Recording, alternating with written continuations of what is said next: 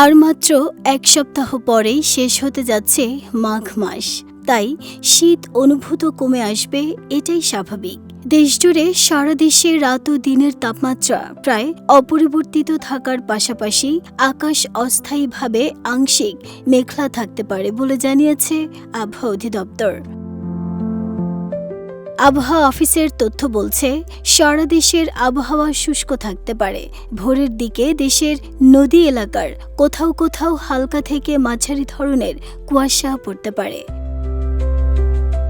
গত ২৪ ঘন্টায় দেশের সর্বনিম্ন তাপমাত্রা ছিল সিলেটের শ্রীমঙ্গলে ৮.৪ ডিগ্রি সেলসিয়াস এবং সর্বোচ্চ তাপমাত্রা রেকর্ড করা হয়েছে টেকনাফে ৩২.৪ ডিগ্রি সেলসিয়াস। এ সময়ে রাত ও দিনের তাপমাত্রা আরও বাড়তে পারে।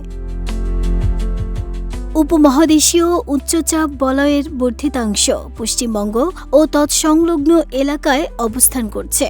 মৌসুমের স্বাভাবিক লঘুচাপ দক্ষিণ বঙ্গোপসাগরে অবস্থান করছে। এর একটি বর্ধিতাংশ উত্তর পূর্ব বঙ্গোপসাগর পর্যন্ত বিস্তৃত রয়েছে।